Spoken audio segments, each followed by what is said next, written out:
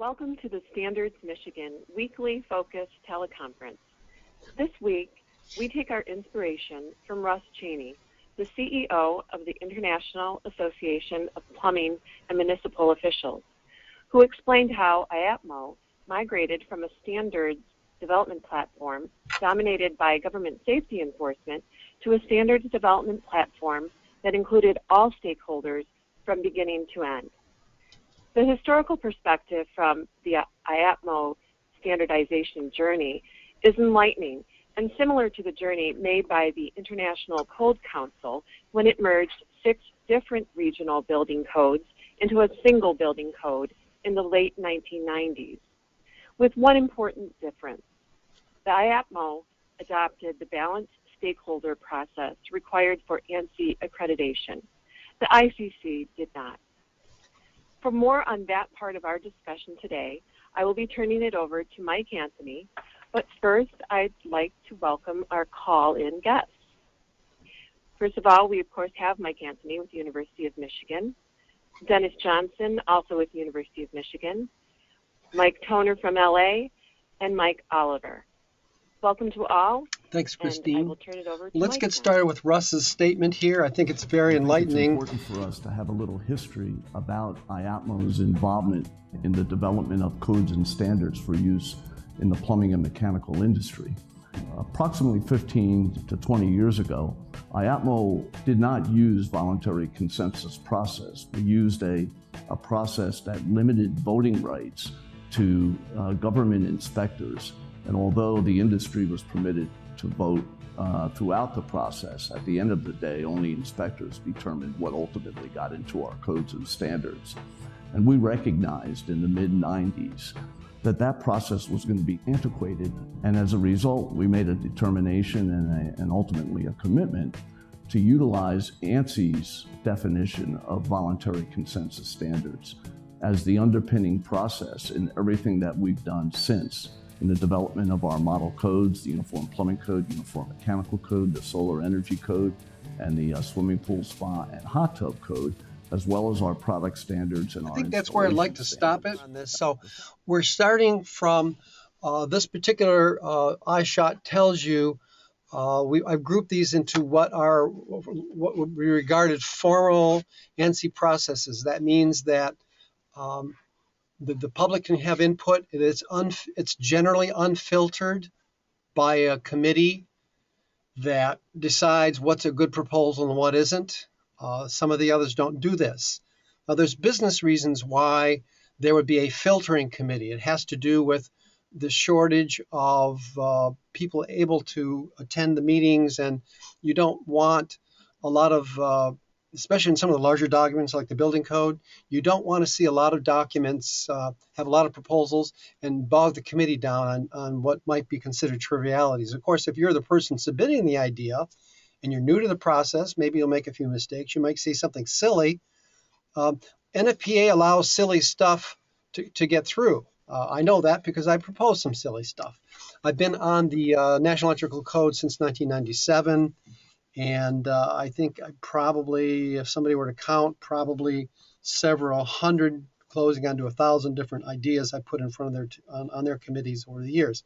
So the good and the bad of it. So NFPA allows all public input to come in unfiltered through technical committees. They'll may group it together into task groups, but everyone gets a chance to talk about it. In fact, one of the instructors for the National Electrical Code made it a criteria for getting from graduating from their class that they submit a proposal to the National Electrical Code committees.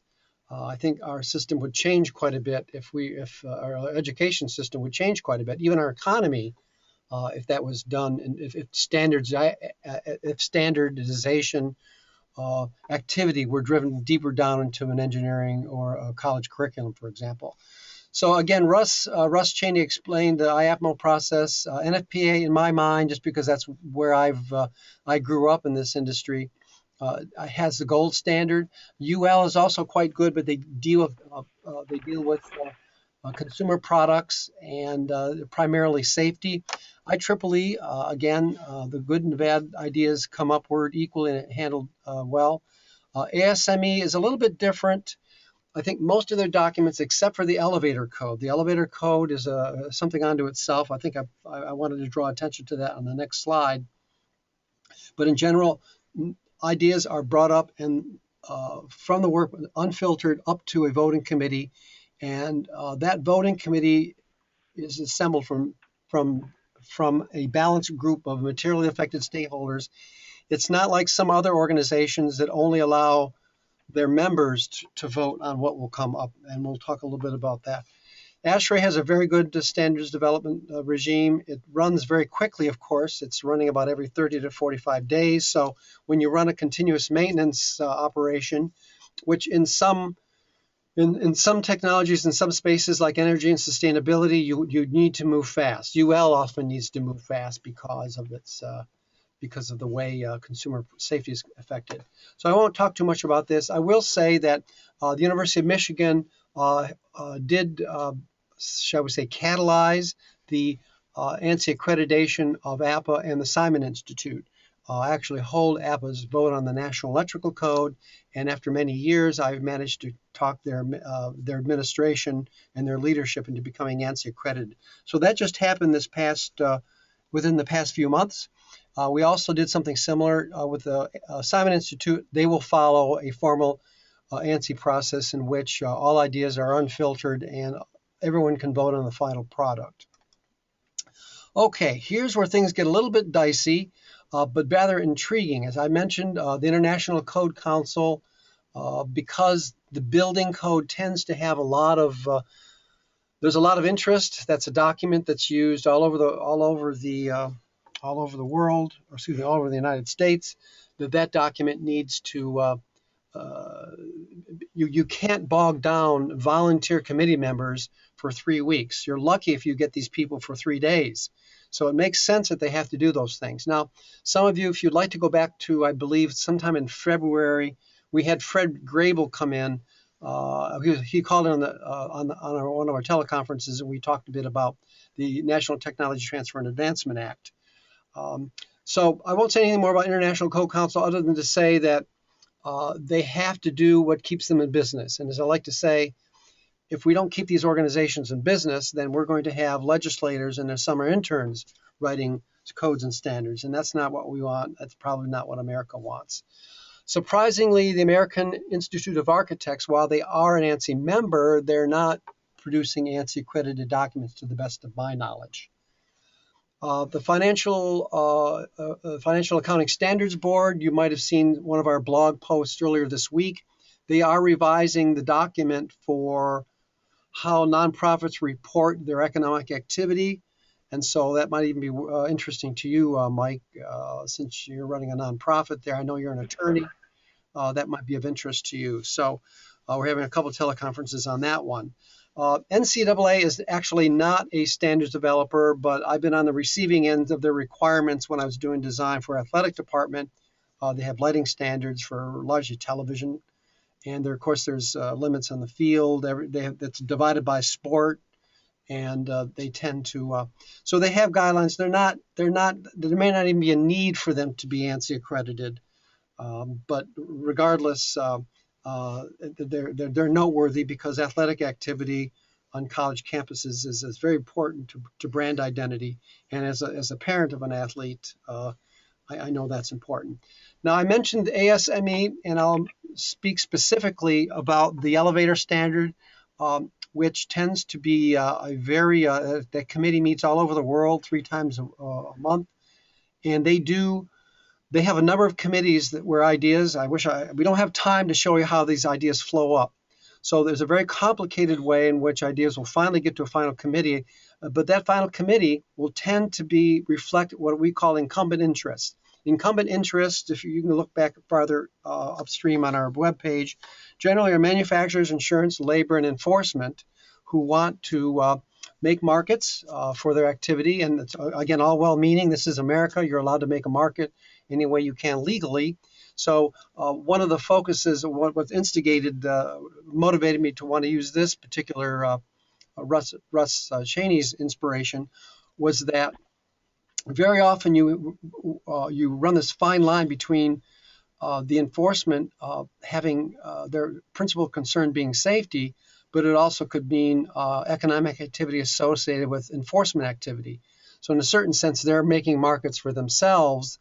And we use the ISCA example where manufacturers, to limit their risk, are the ones that, even though it's an ANSI accredited organization, it is a manufacturer's member organization. And ISCA, you'll see the way their committees, they try to balance them.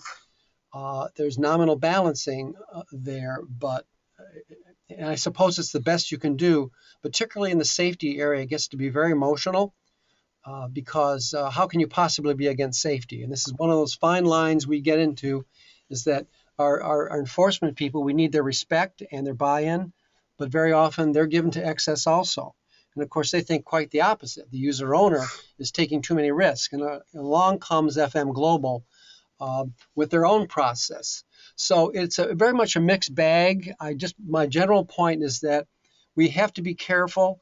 And I brought this up in I brought this up in our webpage for this, is that enforcement is a legitimate interest, but they will tend to vote their book, so to say, and perhaps we might be paying too much, or we're not balancing our risks. And so so that's really all I want to say about the different ways that these organizations develop their codes and standards. And I'd like to allow our guests now to talk a little bit about NOCCI's journey. And I have to give my colleague Dennis Johnson some credit here, because he came to me wanting to work this summer, and he was interested in athletic standards. And I said, by gosh, that's an area I know that there's people get very emotional about athletics here, and especially U of M. We might have lost one of our coaches because of a problem with concussions. So suffice to say, we're not the only university that's concerned about athlete safety. Of course, I'm a father, and I'm also concerned about the safety of my daughter. So I think what I'd like to do is let Mike talk a little bit freely about NOCCI and where you are and how you discover leading practice. Go ahead, Mike. Sure. Thank you, Mike. I appreciate the opportunity. There are a couple of historical, I think, comments to be made before we talk about where we are today, and that simply is that we were a response to an outrageously high number of fatalities in the sport of football that were sort of creeping up every year up to the mid-1960s. I think I don't know what the average was, but I think in the last 3 years, somewhere between 25 to 30 fatalities in organized football a year, most of which were related to head injuries. There were no standards for equipment at that time, and so we were put together essentially through the joint efforts of the NCAA, the American College Health Association, the National Athletic Trainers Association, and various other sport governing bodies to address this. And so we did that through the development and then eventually publication of a helmet performance standard. And so that was our origin. But because our origin was generated through the interest and the support of a number of groups representing grassroots stakeholders, whether they're end users or manufacturers or governing bodies of the sport, we sort of were created with the concept in mind that we needed to be a representative and balanced body from the beginning.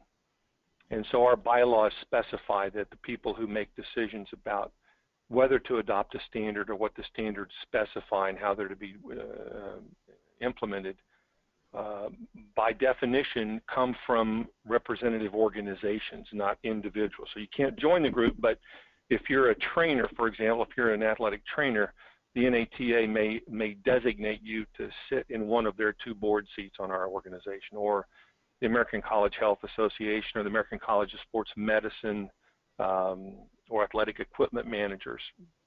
So that's how we started. We already had this diversity of representation and balance of interests. And the other thing that our bylaws did, which again our bylaws date to 1970, so we're sort of ahead of the ANSI due process push.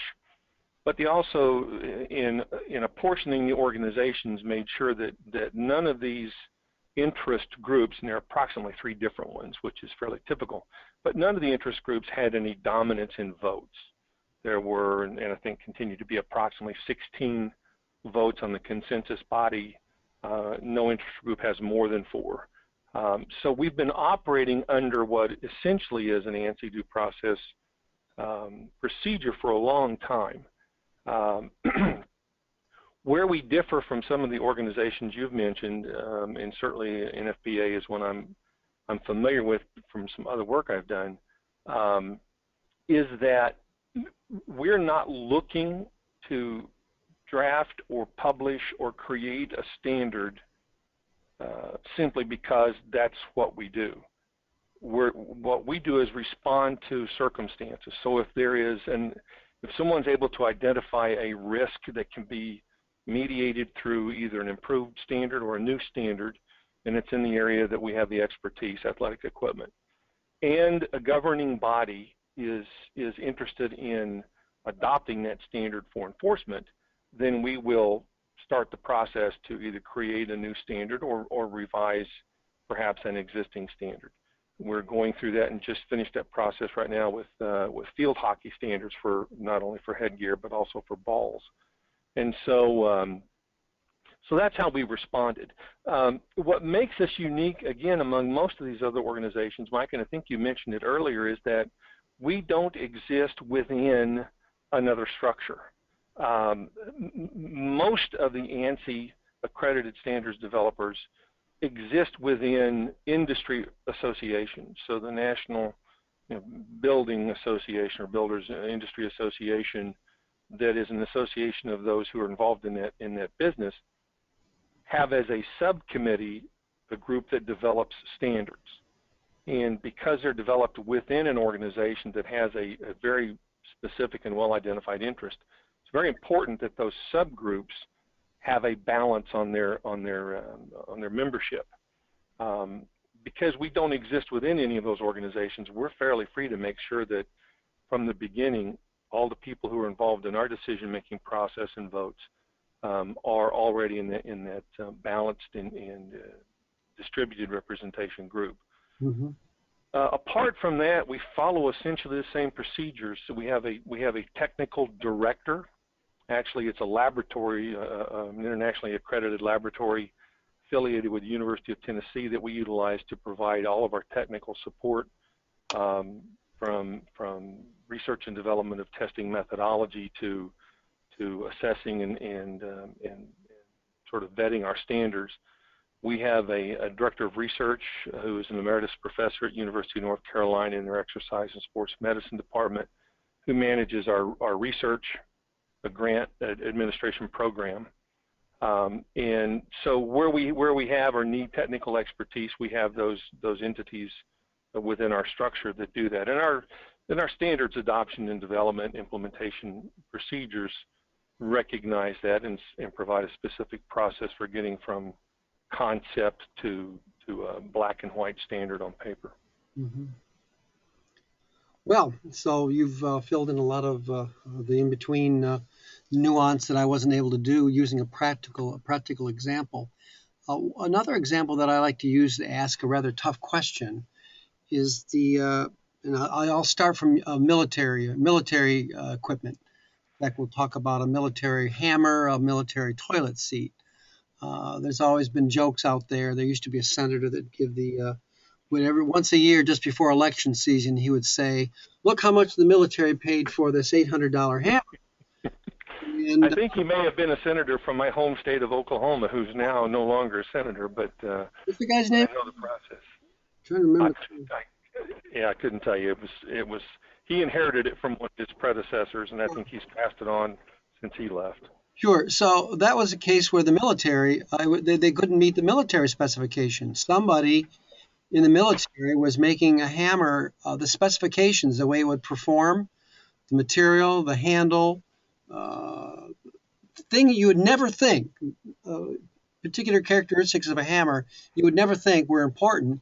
They would drive up that specification through the military standard to the point where that hammer became $800. So that's why I ask, is there anything in the NOCSE standards which cause football helmets to be $1,000 each? And Dennis, you can come in here, we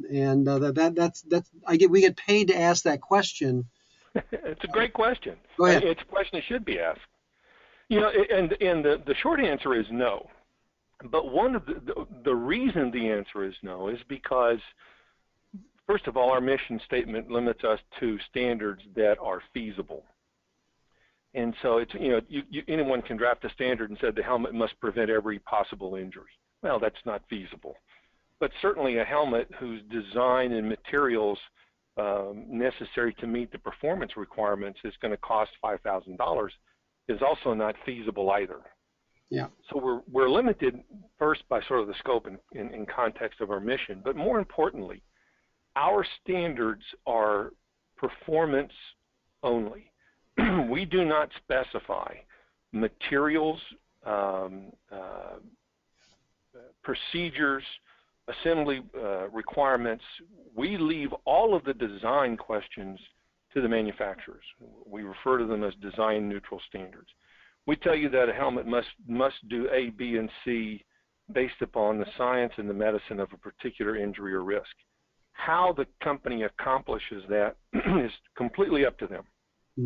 How much competition, is there competition enough in the manufacturers? Is there any requirement that competitors, now you get very close, and I know that's why attorneys have to handle this, you get very close to intellectual property here. So I'm mindful that, Sure. When we say standards drive innovation, it means that you need to have create enough of a market so that an innovator can be compensated for their time and their ingenuity. Sure. But is there anything, and I know you're going to say no on this, but I just wanted a more elaborate no. What, there's no chance that there's competition limiting among the football helmet manufacturers? Because I don't think so. And I think the proof of that is just by the variety of engineering concepts and methodologies that exist right now among football helmet companies. You have what I would call the standard traditional model, which would be represented sort of by a Rodell model that's primarily a shell with various types and qualities of padding inside. Some variable density, some light, some heavy, but primarily padding, the foam padding, to use a very generic word. You have a company like Schutt that uses thermoplastic or thermosetting urethane pads that look entirely different. They're not foam. They utilize a new material that's sort of a viscoelastic, almost a non-Newtonian material to supplement that. You have a third company called Zenith that actually uses a system of rubber, what they call shock absorbers or air bladders that work on a hydraulic principle, so that the harder you hit them, the stiffer they are. The softer you hit them, the softer they are. And then one of the newest companies, SG Helmets, which is a spinoff from a guy that's been doing a lot of safety work in automobile racing, is a system that uses an entirely different internal and external. They've got a very rigid but light shell that uses a Kevlar carbon fiber. And so I think the fact that you see this diversity in engineering designs and concepts is sort of proof that what we do doesn't limit what a manufacturer may choose to do or how they decide to reach the performance levels that we impose. Yeah, well, it sounds like you just reeled off maybe at least three or four manufacturers there. So that's always a good thing to hear. And boy, after I saw that crash at the Indy 500 and watched the driver walk away, I'm thinking, ain't that America? It's amazing what they're able to do with materials right now. And along those lines, what is the relationship, if any, between NOCSE and ASTM? ASTM has a suite of standards. Yes. Following them, can you respond to where does ASTM's suite stand with respect to yours? Well, I'm very familiar. In fact, I'm actually a voting member of the FO8 committee, specifically the subcommittee FO8.53, which is helmets and protective equipment. And so I attend the meetings. I'm involved in the process. They have a football helmet standard. And so I'm very familiar with the process. Our technical director also is at least the co-chairman, if not the chairman, of one of the subcommittees on helmets and head protection at ASTM. So although we do the same things, we do them slightly differently. And being familiar with the ASTM process is one of the reasons why we're proceeding somewhat cautiously with the ANSI accreditation, because there are some good things about the ASTM process, but then there's also some things about it that I think bog the process down and can make it very difficult to get a standard implemented that's effective and get it in place quickly. Yeah. And so we're trying to avoid getting to that point, but we want to make sure we take advantage of the positive aspects of that process. So I'm very familiar with it. One of the advantages of being as small as we are, we have, like I said, we have 18 voting members on our consensus body, is that, and they all are present when we meet to vote. In those meetings, votes are done publicly. But it's very easy to get the consensus quickly. We don't have to chase people down through ballots and email votes. If there's a negative to a proposal, it's discussed right there. We don't have to worry about having somebody respond in writing and go back and then wait another 6 months before it can be resolved. There are some practical differences, for example, between the ASTM football helmet standard and the NOCSAE football helmet standard that I think make the NOCSAE standard much more desirable from a performance standpoint. But I think that one of the biggest differences is that in addition to performance in our standards, we impose a specific quality assurance requirement. Most voluntary standards organizations don't do that.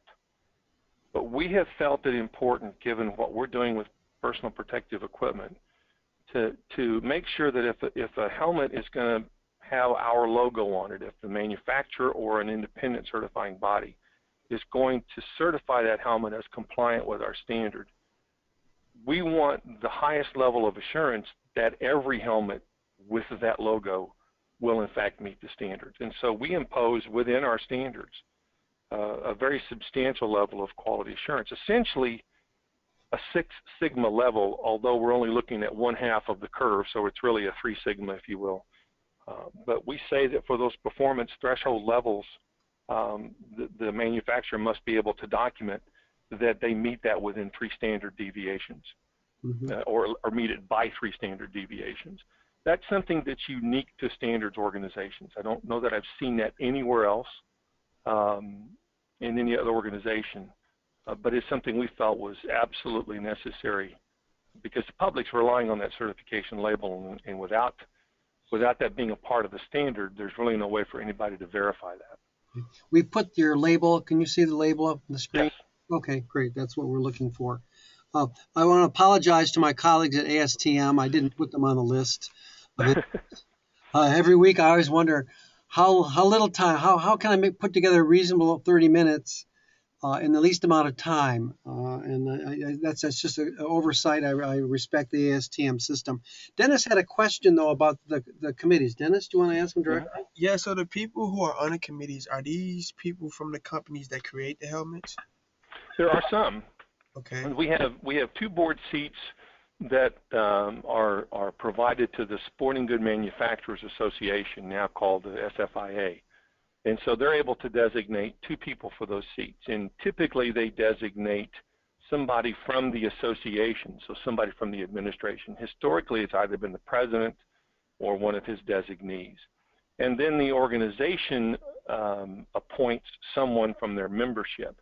And typically it is either a helmet company or somebody involved with a product that's subject to our standards. Currently, it's a representative from Nike, a gentleman by the name of Lars Fuchs, who's involved in their basically product validation, for lack of a better word, but it's sort of product integrity. So it covers everything that they make. So he's currently in that seat. Before that, his predecessor, I think, was from one of the football helmet companies. But so there are some direct representations. We have 2 additional seats that are held by the National Athletic Equipment Reconditioners Association. And that's a very important organization, but because it is so closely associated with manufacturers, we consider them to be producers, or in the producer category, to use an ASTM term. And so that group's executive director has one of the chairs, and then whoever happens to be the president of that association at any one time has a chair. So the most recent previous president was from Schutt Helmets. He's now retired, and the representative now is the owner of one of the reconditioning companies. But the reason we associate them is because the manufacturers are directly responsible for reconditioning about 1,200,000 helmets a year. So Riddell and Schutt being the 2 primary ones that do their own reconditioning. So we consider those 2 seats to be a part of that group as well. Gosh, I didn't know they were reconditioning football helmets like that. Yeah, that's another unique part of what we do. Is there is no other organization I'm aware of that actually provides a provision for recertifying a piece of equipment that was previously certified when it was new. Do they have the recertification? We have a recertification, specific recertification standard for not just football, but for other sport helmets. And the primary purpose for that is that we knew at the time that our standards were adopted that there was a reconditioning business in place. Schools would send their helmets into reconditioners. At that time, they primarily just cleaned them up, repainted them, replaced missing pads, and sent them back to the school. And it was determined that there would be a way that those helmets could be subjected to a statistically reliable sample testing program. And by passing that program, a reconditioner could, for the school's comfort and safety, recertify that helmet. It may have been 2 or 3 years out from when it was new, but if it's gone through the process and been subject to that testing protocol, then it could be recertified effective of that year. So that's one of the other things that makes us unique. Mm-hmm. Well, are there any university members present on these committees? There are, but I would say probably indirectly. And I say universities, not by name, but the American College Health Association has 2 board seats. And our current president, Dr. Ken Stevens, just recently retired from the University of Cincinnati, but he was a director of athletic medicine for University of Cincinnati. One of the representatives for the National Athletic Trainers Association is Mike Sims from Baylor, who is the assistant athletic director for sports medicine and athletic training at Baylor. So we have those university memberships, if you will, represented on the voting section. Now the NCAA has a seat and the National High School Federation has a seat, but they have chosen to make those non-voting seats. So they're there as directors. They participate, but they've decided that for potential conflict issues, they're not going to vote on standards. Yeah, it's very quickly you can run into conflict issues. I understand that. Sure. That's why I try to sharpen our interest when I say the final fiduciary. When you go to our website, we say advocacy for the user, owner, final fiduciary, understanding that different types of standards may define the user and the producer differently. I do get that. But in our case, our interest in this has to do with the guy who's paying the bill. And that's why Dennis was looking in this. And we would ask, is there anybody actually signing a purchase order for 1,000 football helmets, for example, that's on a committee? There actually are. Okay, good. We have 2 seats that are represented by the Athletic Equipment Managers Association, which when you hear it, you think, okay, yeah, athletic equipment managers. But one of those is Terry Schlaughter, who's the equipment manager at the University of Wisconsin, who has a multi-million-dollar budget and is responsible for everything from helmets to shoes and socks and talcum powder. But where we run into problems here is that the trade associations themselves are business models. If they're receiving money from manufacturers, there is, and this is nothing personal, there will be a conflict there because uh, many of those trade associations depend upon membership, booking hotel rooms, conference square footage in the conference hall, and there's often a reluctance. We see this in our industry for stakeholders who are the final fiduciary to try to not confront but approach the trade association, saying that it kind of looks like your revenue stream depends upon the people, the interest groups that we might likely vote against. We run in that in our trade association, is that they depend upon global diversified manufacturers for sponsorship and membership, and at the same, so we're out there making code changes that effectively limit or place restrictions, or at least push back on the revenue stream that those manufacturers have when they when we manage to get a code win. That Hansen chart that I showed you up earlier shows that all of those wins likely came by taking bread out of the mouths of some of the manufacturers who are sponsoring the trade shows so that's what we run into. And it's, again, once those fine lines again, I'm going to do a special fine line teleconference to say that we can't put these people out of business, but on the other hand, sometimes we have to ask tough questions. So what is your thought? I mean, I know how easy it is to get into conflict of interest with trade associations. I really can't. I think, and I hate to interrupt you, I think you're right. I mean, and part of my response is just going to be based on the historical record. I have never seen the occasion where representatives from the Athletic Equipment Managers Association have sided with, if you would, the producers group versus other interests when it comes to the standards. It's just not. I mean, you will commonly see this 4-vote voting block of reconditioners in manufacturers, fairly common. But I have not seen that with the Equipment Managers Association. And part of the reason for that is, I think most of that membership, most of that association, while they have folks in there from the Wisconsins and the Michigans and other places, the bulk of their membership comes from NAIA schools, Division III, Division II schools, many of which don't even play football. They may be interested in soccer shin guard standards or lacrosse or other standards that would typically be their motivation for being engaged with NOCSE. So I just haven't seen that.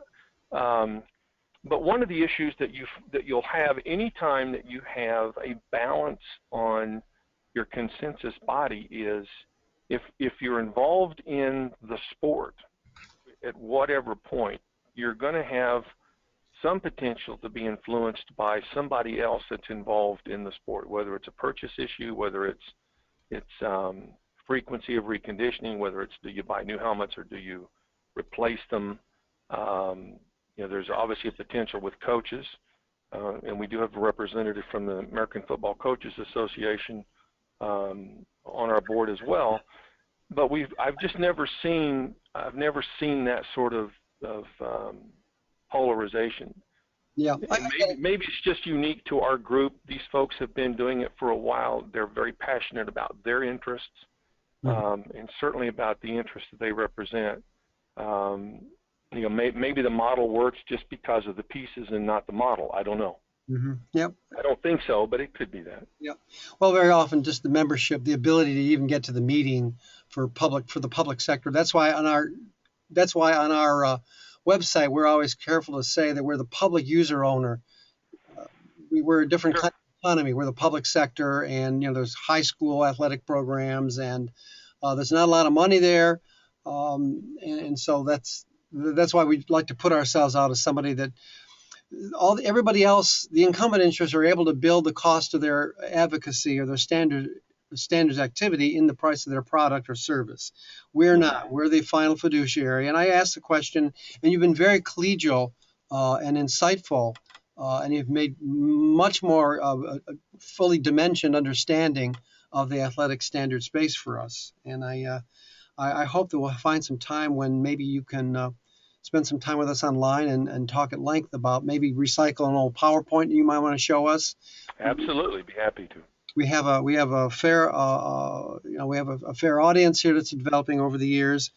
So I guess I want to ask Christine or Mike, Hollywood, excuse me. I think Hollywood might have put himself on mute.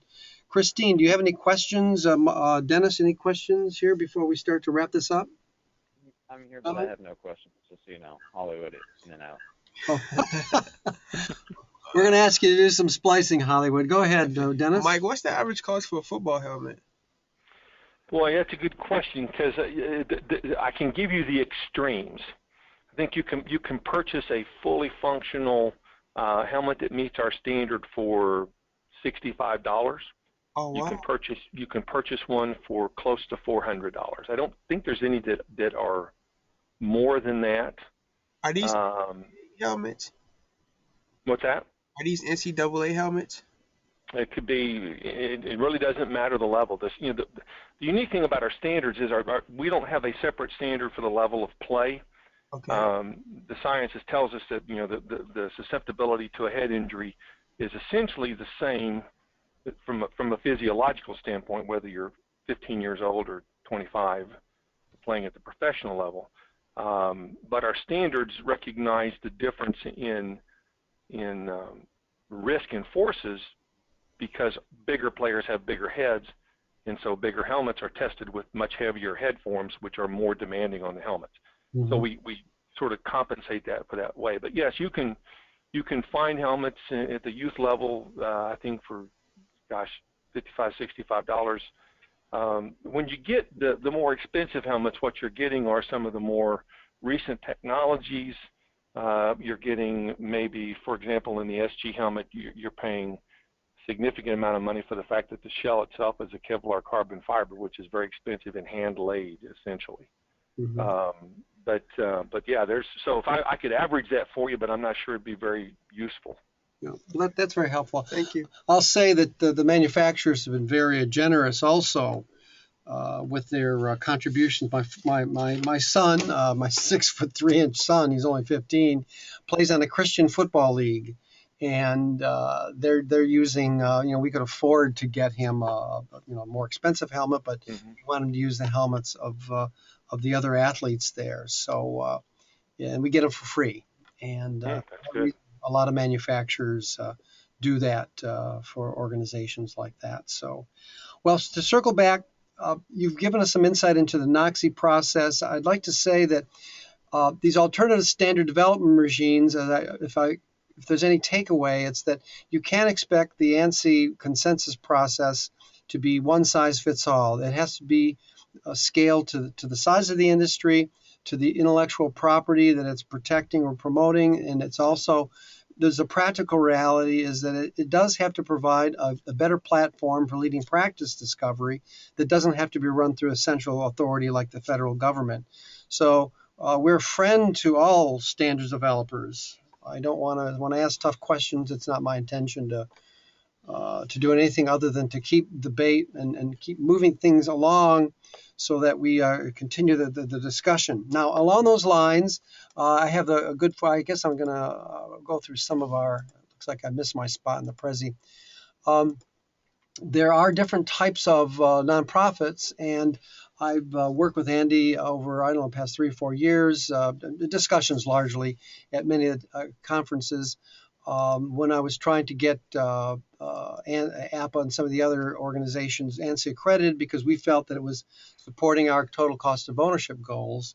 That Andy said, well, there are other types of regimes that doesn't necessarily require ANSI accreditation, although he is, I believe he's on ANSI's executive board. So because we are partisans of trying to use the National Technology Transfer and Advancement Act to its fullest to manage our cost structure, he'll be speaking with us on Tuesday, July 24th. Another half an hour with us. Recording it very much like this, so we can let the industry at large know. He's an attorney. He may also be talking to us a bit about a couple of landmark cases. I believe one of them is called Allied Tube, and the other one is, you're an attorney, right, Mike? I am. yeah, what's the other one? Hydro level and there's ASME and NFPA ran into trouble, and there's a couple landmark cases that went to the Supreme Court about standards development and how these interest groups, this sort of spaghetti bowl of issues you run into when you're trying to develop a standard. So I hope you're welcome to come. Anyone's welcome to come on. I wanted to bring that to everyone's attention. And any thoughts here before we turn the lights off for the week? I just appreciate the opportunity to participate and answer questions, and I appreciate your agnostic approach. I think that's not only healthy, but certainly necessary. I think everybody who's involved in the process we're involved in needs to be challenged. It's hard. You're not brought up you're not brought up for people to not like you. My mom and dad want to be a nice guy, and very often you find yourself in situations where people don't like you just because there's an economic interest there. Well, as a trial lawyer, I follow, I think it was Shakespeare, but essentially paraphrasing, we should all be like lawyers and strive mightily against one another during the day, but sit down and have a drink and converse in the evening. So we learn not to take it personally. We understand that it's done for the benefit of the good of the whole, and when you can make those distinctions, then you can appreciate the benefit of somebody challenging you.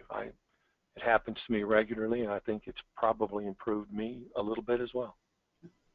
So we usually have Christine close out for us. Thanks for that very much, Mike. Christine, you want any closing thoughts? Christine, it's your show from here on. I just want to thank everybody for coming to our weekly teleconference, and hope that we can all be together once again in the weeks to come. Good. That's my favorite slide. Bye-bye. Very good. Thanks, guys.